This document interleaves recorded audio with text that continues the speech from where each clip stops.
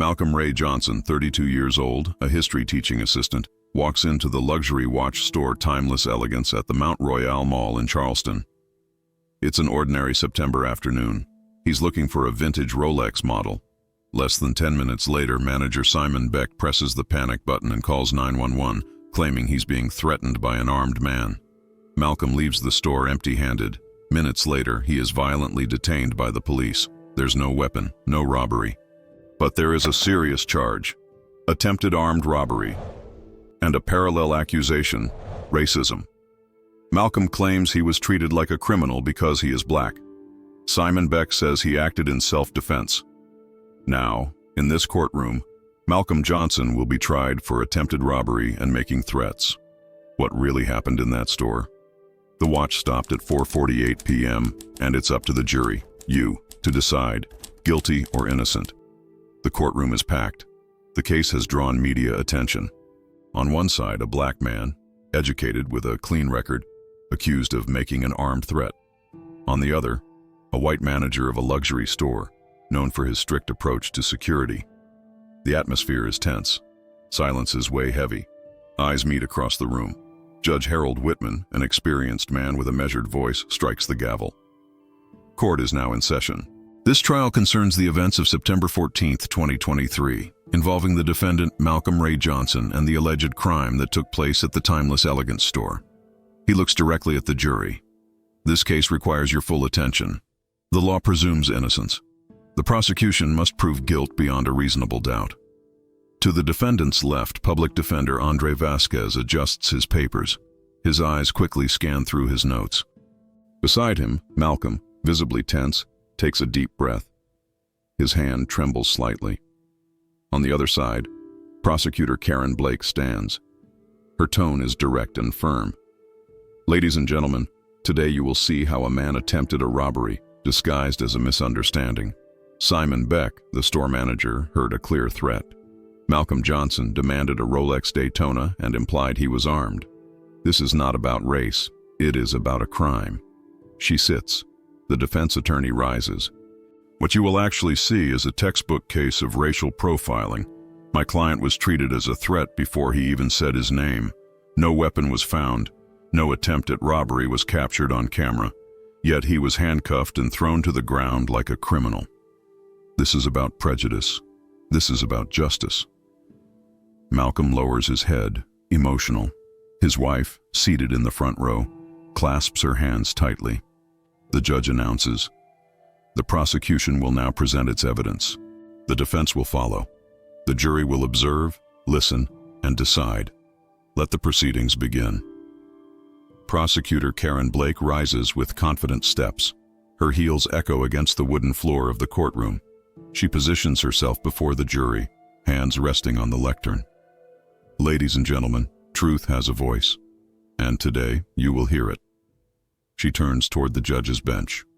"Your Honor, the prosecution calls its first witness, Simon Beck." The store manager enters. Gray suit, navy blue tie, blonde hair meticulously styled. His eyes avoid meeting Malcolm's. As he takes a seat, he straightens his posture. The judge reminds him of his obligation to tell the truth. He affirms. Karen Blake approaches. "Mr. Beck, please describe what happened on September 14, 2023 at 4:02 p.m. Simon takes a deep breath. "A man entered the store, said he was interested in vintage Rolex watches. I treated him as I do any customer, but he seemed nervous. He kept looking around, speaking too softly. And at one point he said, 'Give me the Daytona now, or I'll put a hole in your chest.' His hand was in his coat pocket. I thought it was a gun. I panicked. And what did you do?" "I pressed the panic button under the counter, and I called 911. Karen hands the judge a recording of the call. The audio begins. Simon's voice is tense but audible. 911, what's your emergency?" "There's a man in the store. He's got a hand in his pocket. Said he'd kill me if I didn't hand over a Daytona right now." Simon's heavy breathing is clearly heard. The prosecutor pauses the audio. "Is this the moment of the threat?" "Yes," he replies, eyes on the floor. "Did you see a weapon?" Simon hesitates. "No." but his hand in his pocket, his tone. I was certain it was a gun. Karen turns to the jury. The fear he felt was real and justified. She calls the second witness. The prosecution calls Helen Price, store employee. Helen, a young woman who appears to be around 25, walks in with hesitant steps. She sits and adjusts her skirt. The judge asks her to speak the truth. She nods. Miss Price, what did you hear that day? Helen seems nervous. I was behind the counter arranging the display. I heard the manager talking to the customer. I didn't catch everything, but I remember hearing the customer say something like, "I'm not joking." Did you have a clear view of both? Not the whole time. The high display blocked part of it, but the customer's voice, it sounded tense, threatening. The defense gestures to object, but the judge allows the testimony to continue. Karen proceeds carefully. Did you see the defendant's hand in his pocket? Yes. When he turned sideways, I noticed he kept his hand in his coat pocket the entire time. It looked suspicious to me. Had you seen him before? Never. Karen thanks her. The defense chooses not to cross-examine for now. The prosecution now calls its third witness, Susan Gill, a customer in the store that day. Susan enters, a middle-aged white woman, elegant, appearing composed. Mrs. Gill, what did you witness? I was on the other side of the store. I didn't see exactly what happened, but I heard raised voices, some arguing. It sounded tense, like a disagreement. Did you see a weapon? No, but it felt like there was fear in the air. The manager looked very pale. The prosecutor moves slowly, building her narrative. With a subtle nod to the tech assistant, an image appears on the screen. A sketch Simon drew hours after the incident. This is the sketch Mr. Beck made of the defendant. What were you trying to capture here? Karen asks. Simon, still seated in the courtroom, answers. His expression, his jaw was clenched, eyes cold, and his hand never left his pocket. It was threatening. Karen allows a moment of silence. The sketch shows Malcolm with a tense expression, a shaded silhouette of his hand in his coat. She steps toward the jury. Fear doesn't always require a visible weapon. Sometimes a gesture, a word, an insinuation is enough. The defendant created that atmosphere. She then plays another video. A surveillance recording from the mall shows Malcolm bumping into an unknown man at a side exit. Observe, 4:14 p.m. The defendant exits the store. And here, pause. He bumps into a man, hands something small to him, and the man walks off with a light bag. The video, taken from a distance, doesn't clearly show the object, but the movement is visible. Karen raises her tone. The defense will argue there was no weapon, no proof, but this video shows the exact moment he got rid of it. He had the time, he had the opportunity, and he had a motive. Malcolm lowers his head. He whispers something to his attorney. Karen notices and wraps up the video presentation. Your Honor, this is the prosecution's narrative. A man entered with hostile intent, issued a threat, and later got rid of the weapon to appear innocent. The judge calls for order in the courtroom. A low murmur spreads among the audience. Karen delivers her final statement. He told the police on body cam, "You only arrested me because I'm black." But what matters here is what he said before that. When no one was recording, when his hand was in his pocket, when the threat was made, the crime doesn't vanish just because the weapon disappeared, and justice doesn't vanish just because his skin color forces us to reflect. She sits, folding her hands over her notes. Next, the judge authorizes direct examination of the defendant. The courtroom falls silent.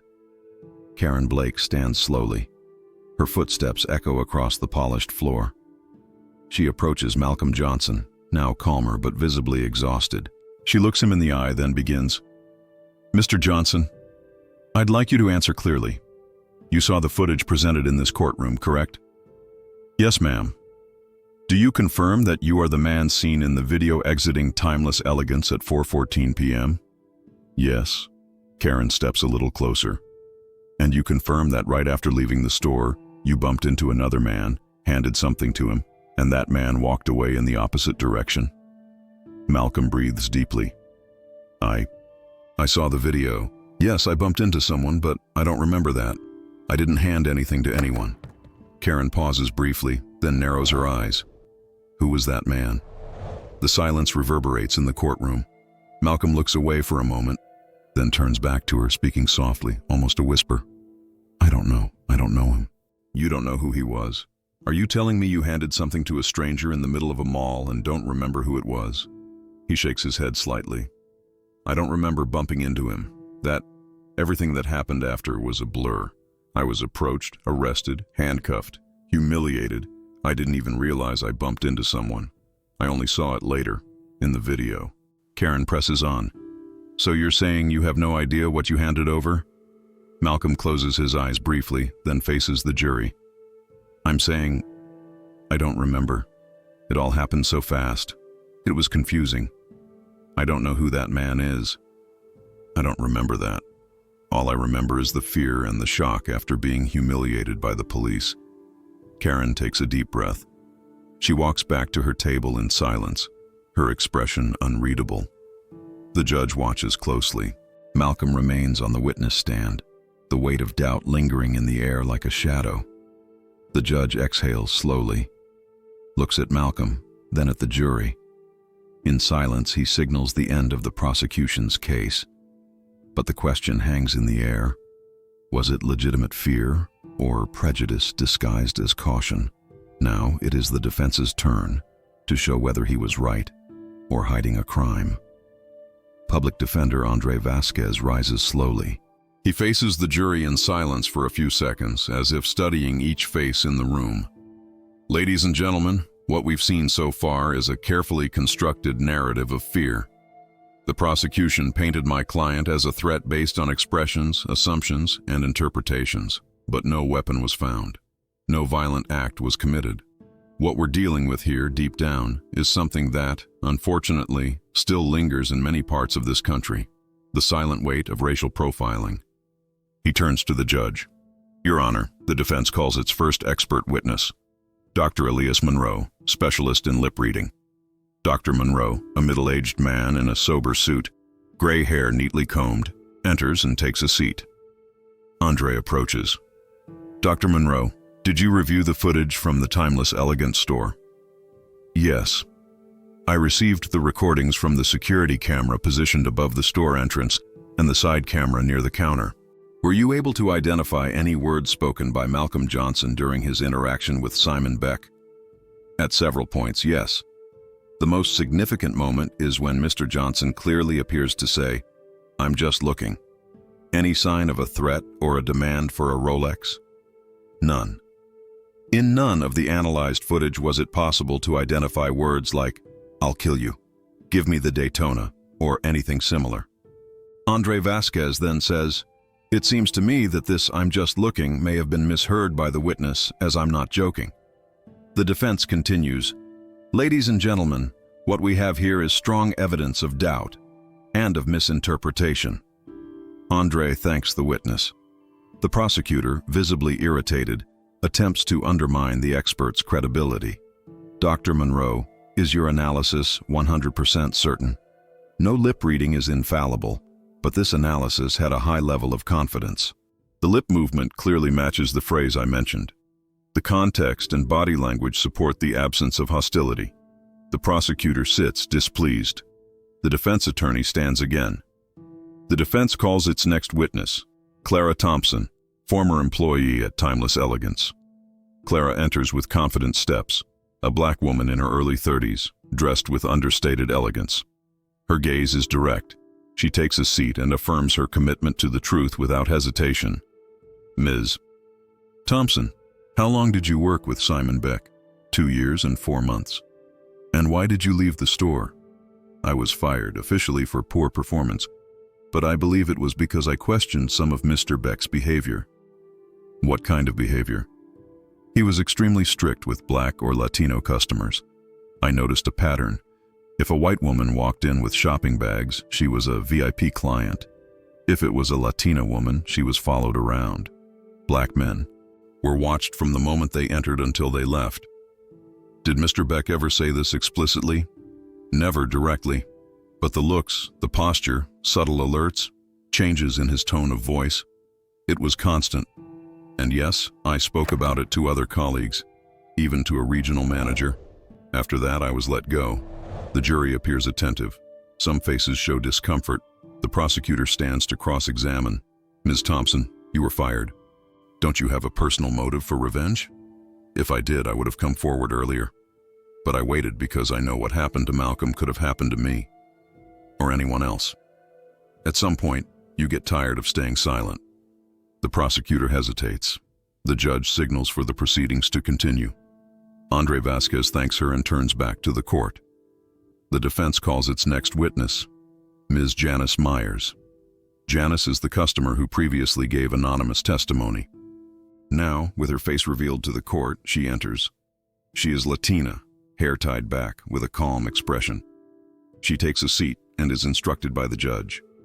Ms. Myers, have you had a similar experience at Timeless Elegance? Yes. I entered the store in July. I was wearing casual clothes. Simon Beck followed me the entire time. When I paused to look at a display, he approached and asked if I had a real interest in the watches or if I was just browsing. How did that make you feel? Violated, humiliated. I didn't buy anything. I left the store and cried in the parking lot. And why are you here today? Because I believe in patterns, and I see the same pattern in what happened to Malcolm. The prosecutor asks no questions. She simply takes notes. The defense then asks for a new video to be played, footage from the mall's security cameras showing Malcolm walking calmly through the corridors. At no point does he run, hide, or act suspiciously. Is this, ladies and gentlemen, someone who just committed a robbery? Andre asks in a quiet but firm voice. Or someone who walked in to browse watches, like any other customer? He pauses, then advances to the moment of the arrest. Body cam footage from the officers shows Malcolm handcuffed on the ground, his voice trembling. You only arrested me because I'm black. He lied. I was just looking at the watches. The courtroom falls silent. Andre approaches the jury. That is not the voice of a criminal caught in the act. It is the voice of someone terrified, humiliated, someone who knows he was judged before any judge spoke a word.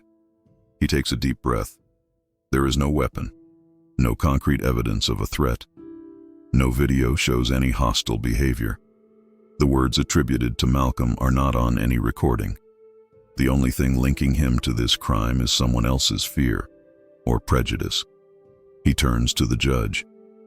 The defense rests its case. The judge nods. A heavy silence fills the courtroom. Now all voices have been heard, but the truth still lies divided between what was seen, what was said, and what was felt.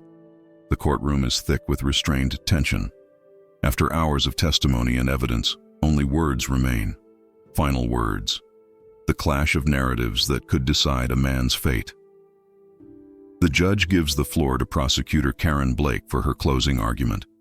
She rises slowly, walks to the center of the room, and meets the jury's gaze, eyes filled with conviction.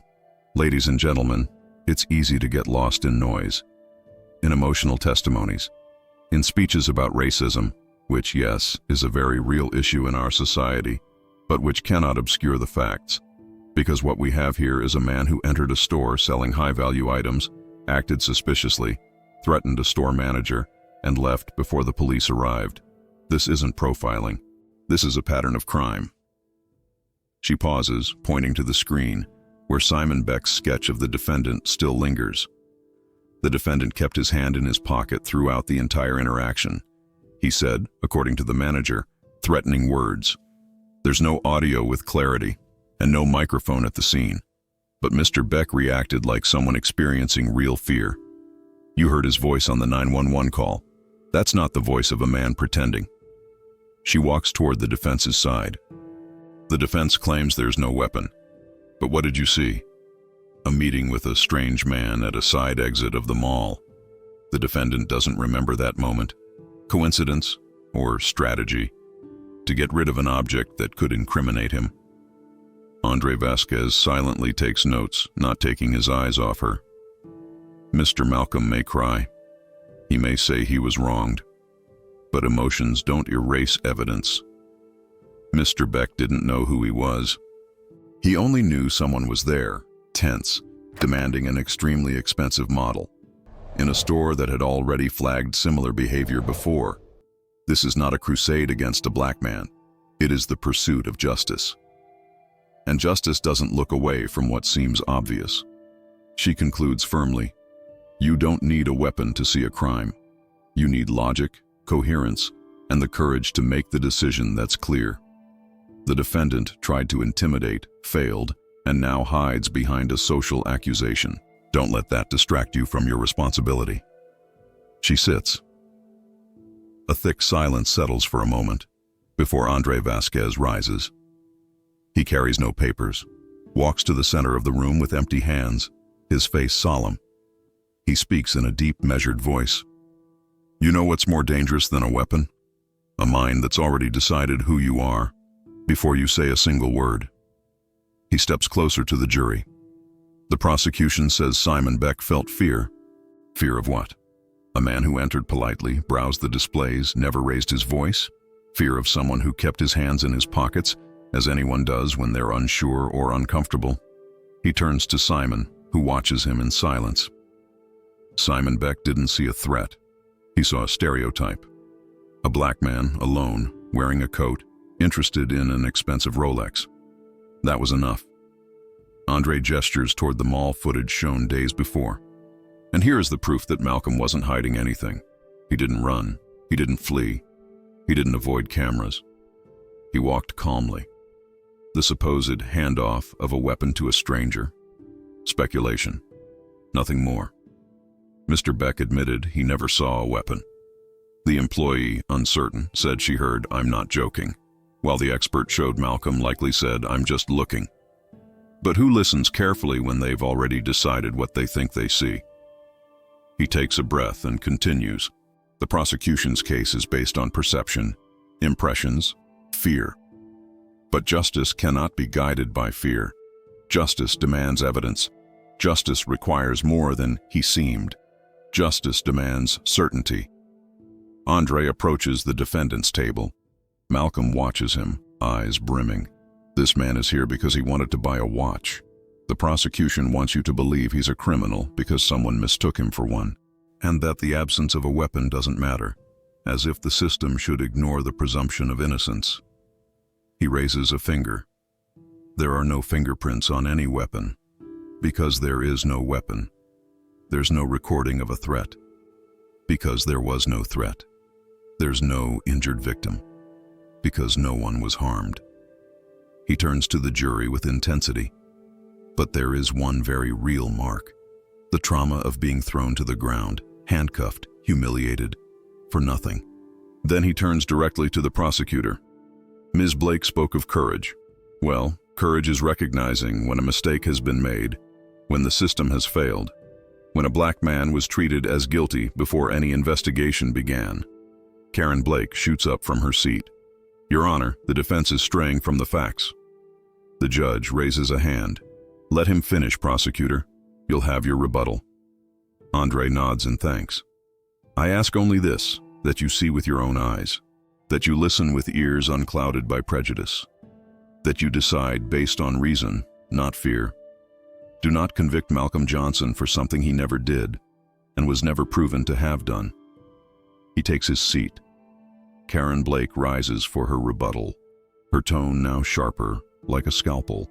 Brilliant defense, emotional, theatrical, but it still doesn't explain why Simon Beck, a man with no history of false accusations, would invent a threat.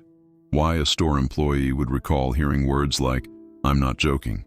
Why Malcolm kept his hand in his pocket. Why he doesn't remember meeting a stranger just seconds after leaving the store. She points firmly. He had time. He had motive. And even if the weapon was never found, the panic he caused was real. And that is a crime. Andre rises quickly in protest. Fear is not proof. Assumption is not a sentence. And racism, even silent, can create the panic you're now trying to justify. The judge bangs the gavel. Enough. Closing arguments are concluded. Yet, even as silence settles over the courtroom, the words continue to echo off its walls. Two narratives clash in the space between what was seen and what was felt. The weight of doubt lingers in the air. The truth now lies in the hands of those who listened.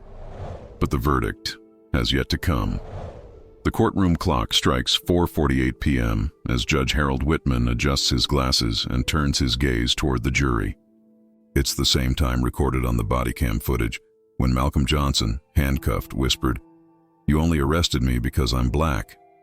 Now that moment repeats itself, this time in total silence. The judge takes a deep breath and speaks firmly, in a calm, even tone. "Ladies and gentlemen, throughout this trial, you've heard every version. You've seen videos, testimonies, listened to recordings. You've witnessed tense faces and emotional voices.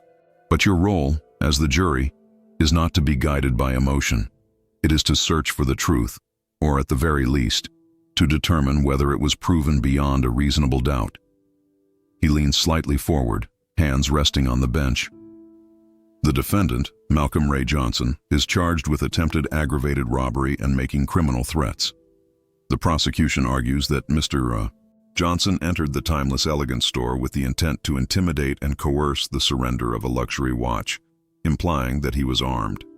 No weapon was found, yet the store manager claims he felt threatened, and that Mr. Johnson kept his hand in his pocket throughout the interaction, provoking fear that he had a weapon.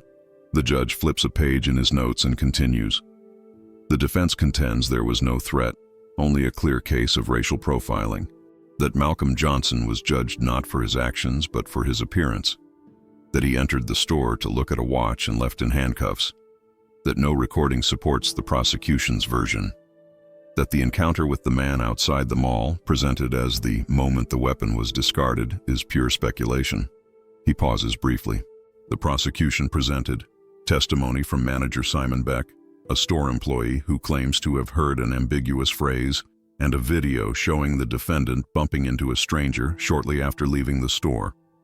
In response, the defense brought technical lip-reading analysis suggesting the defendant said, "I'm just looking." Testimony from a former employee attesting to recurring racial bias at the store.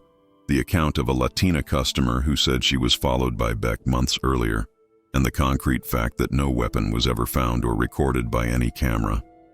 The judge looks directly at you, the jury. Now the decision is yours. For a conviction, the prosecution must prove there was a genuine threat made with intent to rob. You must believe, beyond a reasonable doubt, that Malcolm Johnson had that intent, not that he was merely misunderstood. If there is reasonable doubt, your verdict must be not guilty. He closes the folder in front of him. If convicted, the sentence for attempted aggravated robbery, even without a confirmed weapon, may reach up to 10 years in prison. The prosecution has also requested that the aggravating factor of threat against a vulnerable person be considered, due to the alleged intimidation of the store manager. The sentence would increase under South Carolina state law. He stands. No one moves. No one speaks. Because the jury is you. You saw what Malcolm did or didn't do. You heard Simon Beck say he was afraid, but without a weapon, without physical evidence, without certainty. You witnessed both sides, a man who claims he was threatened, and another who says he was judged by his skin color. And now the only question left is simple and final. Is Malcolm Ray Johnson guilty or innocent? Write your verdict in the comments.